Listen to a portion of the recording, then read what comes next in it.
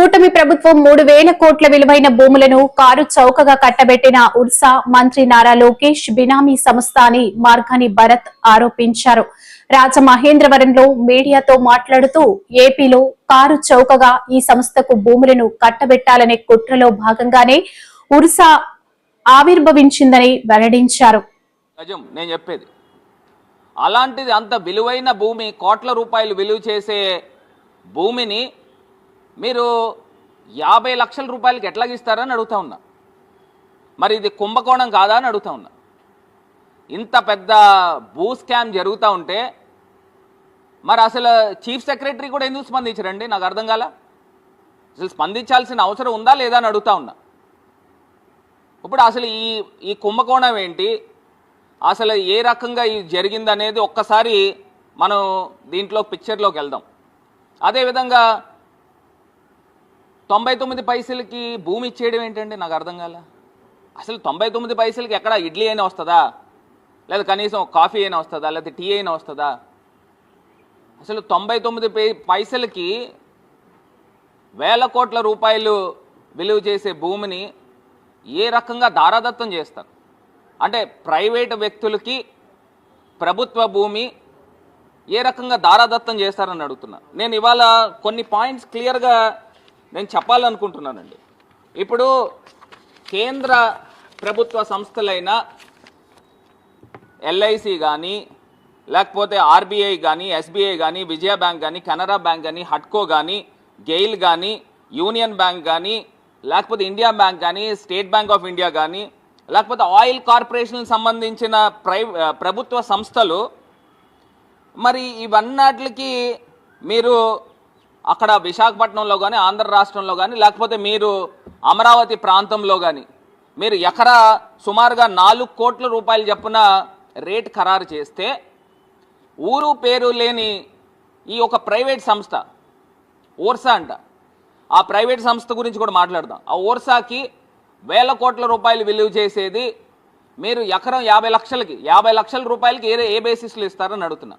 ఇక్కడ కేంద్ర ప్రభుత్వ సంస్థలైన వీటికి మీరు ఎకరం 4 కోట్ల రూపాయలు చొప్పున కేటాయిస్తే ఊరు పేరు లేని ఈ యొక్క ప్రైవేట్ కంపెనీలకి ఏ రకంగా దారాదత్తం చేస్తారు?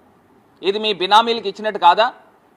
అసలు దీని చరిత్రలోకి వెళ్తే ఒక్కసారి ఇంకా ఇది కాకుండా చివరికి దేశ రక్షణ వ్యవహారాల్లో అత్యంత కీలకమైన ఇండియన్ ఆర్మీకి సైతము మీరు ఎకరం 1 కోటి రూపాయలకి కేటాయించిన సంగతి మర్చిపోబాకండి.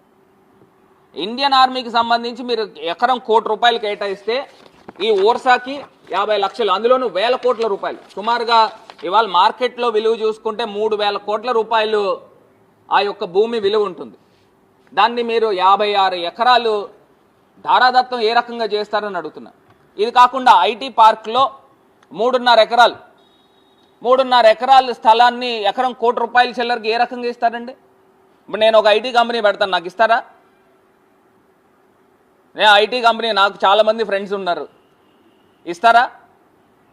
ఎట్లాగా ప్రభుత్వము ప్రజల సొమ్ముని ఏ రకంగా అన్యాయంగా, అక్రమంగా ఈ రకంగా చేస్తారని అడుగుతా ఉన్నా.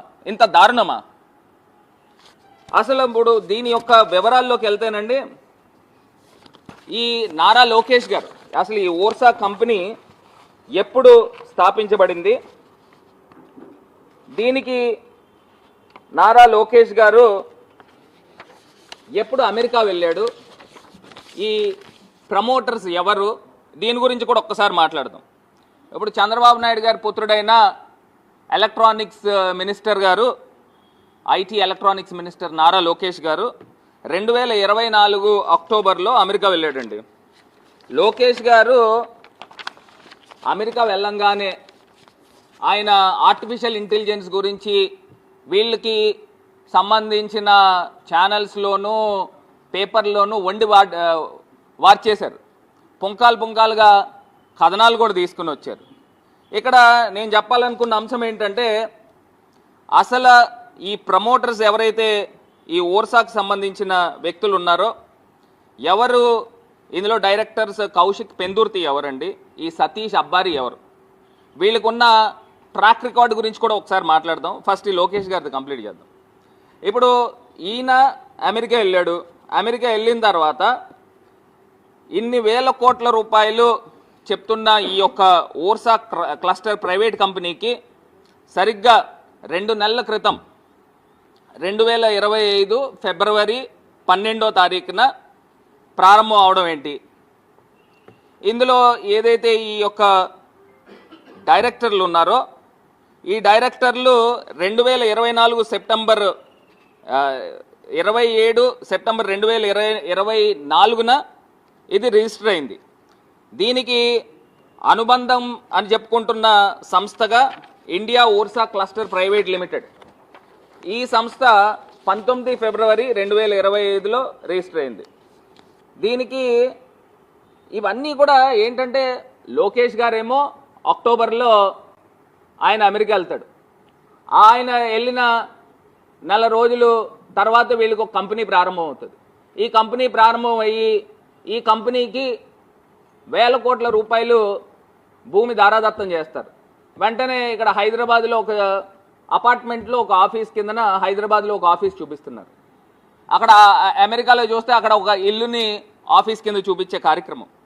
మరి ఇవన్నీ కూడా మోసం చేయడం కాదా అని అడుగుతా ఉన్నా. ఇంత దారుణంగా ఇంత నిస్సిగ్గుగా వ్యవహారం చేస్తూ మరి ఇంత దారుణమైన అంశం గురించి ఎందుకు ఈ ప్రభుత్వ పెద్దలు మాట్లాడట్లేదని అడుగుతున్నా. దీని నుంచి స్పందించాలి కదండి. ఏ బేసిస్లో ఈ భూముల్ని అన్యాక్రాంతం చేస్తారు? ఇది కాకుండా ఇప్పుడు మనకు అందరికీ కూడా గుర్తుండే ఉంటుంది, ఉమ్మడి రాష్ట్రంలో నారా చంద్రబాబు నాయుడు గారు ముఖ్యమంత్రి కింద ఉన్నప్పుడు ఆయన దిగిపోతూ అపధర్మ ముఖ్యమంత్రి కింద ఉన్నారు. అపధర్మ ముఖ్యమంత్రి కింద ఉన్నప్పుడు ఆయన